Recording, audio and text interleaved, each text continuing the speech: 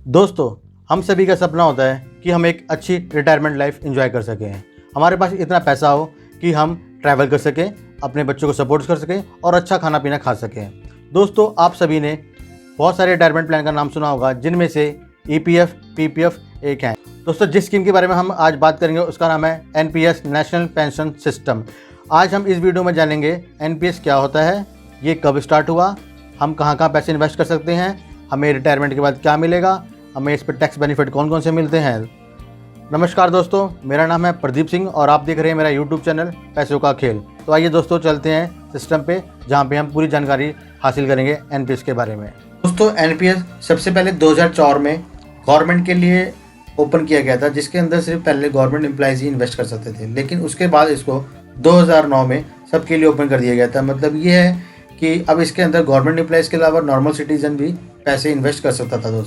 दोस्तों जो इसमें अकाउंट खुलवाने की उम्र होती है वो 18 से 65 साल होती है। 18 से 65 साल के बीच में जो भी व्यक्ति है वो इसमें अकाउंट खुलवा सकता है। दोस्तों, इस अकाउंट को खुलवाने के बाद हमें एक 12 डिजिट का यूनिक नंबर मिलता है, जिसको PRN कहते हैं, यानी कि परमानेंट रिटायरमेंट अकाउंट नंबर। ये आपका एक आईडी प्रूफ की तरह भी काम करता है। दोस्तों, अब हम बात करते हैं टाइप्स ऑफ अकाउंट की। दोस्तों, इसके अंदर 2 अकाउंट होते हैं, Tier 1 अकाउंट और Tier 2 अकाउंट। Tier 1 अकाउंट वो होता है दोस्तों जो एम्प्लॉयर के द्वारा खुलवाया जाता है, जिसके अंदर आपकी मर्जी होती है कि आप वो अकाउंट खुलवाना चाहते हैं या नहीं खुलवाना चाहते हैं। Tier 2 अकाउंट वॉलंटरी होता है दोस्तों, इसके अंदर मेनली सेविंग के लिए खुलवाया जाता है। लेकिन Tier 2 अकाउंट वही व्यक्ति खुलवा सकता है जिसके बाद Tier 1 अकाउंट होता है। दोस्तों, अकाउंट खुलवाने के चार्जेस कुछ इस तरह से होते हैं दोस्तों। जो अकाउंट ओपनिंग चार्जेस होते हैं वो 500 रुपये होते हैं। उसके बाद आप मिनिमम जो आपका कंट्रीब्यूशन है वो 500 रुपये होना चाहिए दोस्तों, जो साल में 6000 रुपये होता है। अगर आप 6000 रुपये इन्वेस्ट नहीं करते हैं साल में दोस्तों, तो कम से कम आपको 500 रुपये जरूरी जमा करने हैं। दूसरा होता है Tier 2 अकाउंट दोस्तों। इसको जो खुलवाने का मिनिमम चार्जेस होते हैं वो 1000 रुपये होते हैं दोस्तों। उसके बाद आपको मिनिमम जो कंट्रीब्यूशन करना होता है पर मंथ वो 250 रुपये होता है दोस्तों। और ये आपका जो साल में इन्वेस्टमेंट है वो 2000 रुपये तक होना चाहिए, चाहे वो एक बार में हो। दोस्तों, अब हम बात करते हैं इन्वेस्टमेंट ऑप्शन की एनपीएस में। एनपीएस का जो फंड होते हैं वो 7 फंड मैनेजरों द्वारा हैंडल किए जाते हैं दोस्तों, जिनमें से Birla Sun Life, HDFC pension, ICICI Pru, Kotak Mahindra, LIC pension fund, SBI pension fund, UTI retirement solution limited है। ये 7 फंड है दोस्तों जो पूरे इंडिया में एनपीएस को मैनेज करते हैं दोस्तों। इसके अंदर पैसा इन्वेस्ट करने के 2 ऑप्शन होते हैं दोस्तों, एक्टिव चॉइस और ऑटो चॉइस। दोस्तों, जो एक्टिव चॉइस और ऑटो चॉइस होती हैं, इसमें सारे पैसे हमारे 4 फंड एसेट्स में इन्वेस्ट किए जाते हैं, जो ECGA के नाम से होते हैं। ई में इक्विटी होते हैं दोस्तों, सी में फिक्स्ड इनकम होती है दोस्तों, जी के अंदर गवर्नमेंट सिक्योरिटीज, और जो ए होता है दोस्तों वो होते हैं इंफ्रास्ट्रक्चर फंड दोस्तों। अब हम बात करते हैं इन्वेस्टमेंट अप्रोच की। इसके अंदर 2 ऑप्शन होते हैं दोस्तों, एक्टिव चॉइस और ऑटो चॉइस। एक्टिव चॉइस के अंदर आपको ये फैसिलिटी होती है कि आप अपने फंड को खुद मैनेज कर सकते हैं, यानी कि आप अपने फंड को जितना मर्जी चाहे इक्विटी में और जितना मर्जी चाहे सी कैटेगरी में, जी कैटेगरी में, ए कैटेगरी में इन्वेस्ट कर सकते हैं। अगर आपको मार्केट की नॉलेज नहीं है तो आप इस फंड्स को ऑटो चॉइस में डाल सकते हैं, जिसमें आपके फंड ऑटोमेटिकली गवर्नमेंट के द्वारा फंड्स में इन्वेस्ट कर दिए जाते हैं दोस्तों। जैसे कि हमने बात की दोस्तों, जो एक्टिव चॉइस होता है उसके अंदर सारे फंड्स हमारे ई क्लास, सी क्लास, जी क्लास और ए क्लास में लगते हैं। जो ई क्लास होती है वो इक्विटी होती है, जो सी क्लास होती है वो कुछ फिक्स्ड इनकम इंस्ट्रूमेंट्स होते हैं दोस्तों, और जो जी क्लास होती है वो इन्वेस्टमेंट गवर्नमेंट सिक्योरिटीज होते हैं दोस्तों। जो ए क्लास होती है वो अल्टरनेटिव इन्वेस्टमेंट फंड्स, यानी कि आपकी इंफ्रास्ट्रक्चर बॉन्ड, इंफ्रास्ट्रक्चर कंपनीज में पैसे इन्वेस्ट होते हैं दोस्तों। दूसरा जो होता है दोस्तों वो ऑटो चॉइस होता है। इसके अंदर हमें कुछ नहीं करना होता, ये गवर्नमेंट ने पहले से ही फंड सेटल कर रखे होते हैं किस फंड में कितना पैसा इन्वेस्ट करना है दोस्तों। जो ऑटो चॉइस फंड होता है वो हमारा लाइफ साइकिल फंड होता है। लाइफ साइकिल फंड का मतलब होता है कि 18 साल से अगर आप अपने फंड को इन्वेस्ट करना शुरू करते हैं तो 36 साल तक जो आपके फंड की इन्वेस्टमेंट रहती है वो 50% ई के अंदर इन्वेस्ट होता है, 30% सी में और 20% जी में होता है।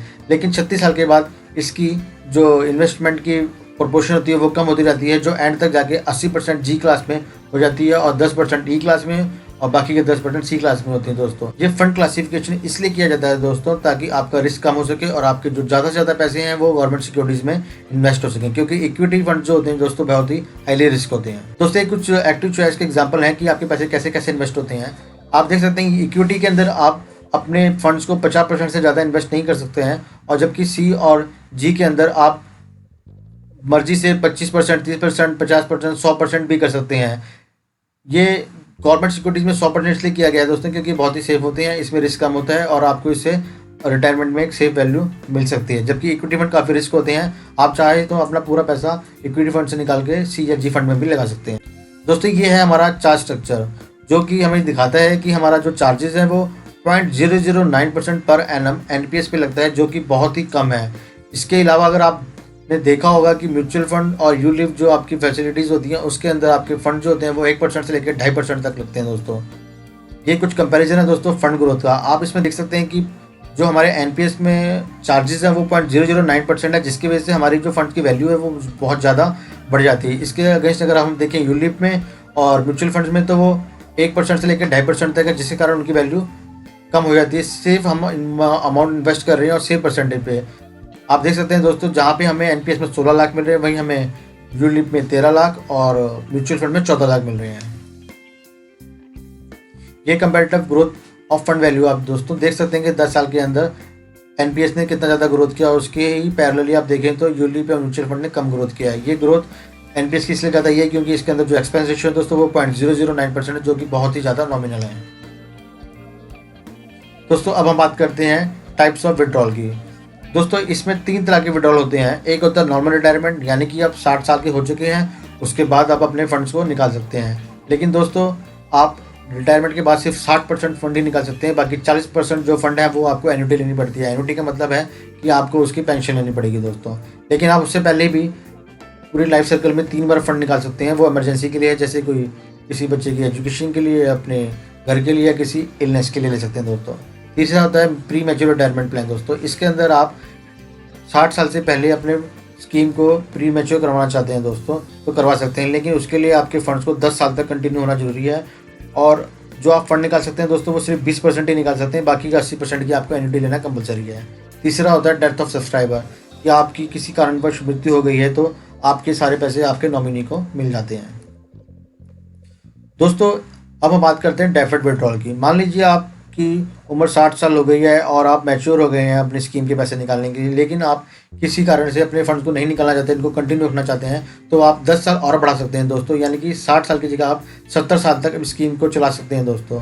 और इसके अंदर ये ज़रूरी नहीं है कि आप जो 10 साल आप एक्स्ट्रा चला रहे हैं उसके अंदर आप अपना कंट्रीब्यूशन डालें, वो आप बिना कंट्रीब्यूशन के भी चला सकते। दोस्तों ये कुछ है एनपीएस रिटर्न आप देख सकते हैं दोस्तों। टियर 1 में हमें जो इन फंड्स ने रिटर्न दिए हैं वो 10 साल में हमें 9.5% तक दिए गए हैं, जो कि बहुत ही अच्छे माने जाते हैं दोस्तों। इसी तरह टियर 2 में भी हमें दोस्तों जो हमें रेट ऑफ रिटर्न मिला है वो 0.9% तक मिला है दोस्तों।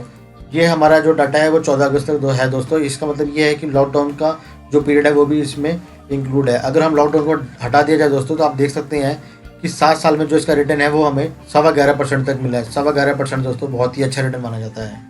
दोस्तों ये कुछ एक चार्ट बनाया है जिसमें आप देख सकते हैं कि आप कितने कंट्रीब्यूशन करेंगे जो आपको रिटायरमेंट के बाद आपको पेंशन मिल सके। अगर आप 500 रुपये हर महीने इन्वेस्ट करते हैं दोस्तों तो आपको 40 साल के बाद 6,000 रुपये की पेंशन बनेगी। अगर 1,000 रुपये इन्वेस्ट करते हैं दोस्तों तो 13,000 रुपये की इन्वेस्टमेंट बनेगी आपको, यानी कि पेंशन मिलेगी दोस्तों।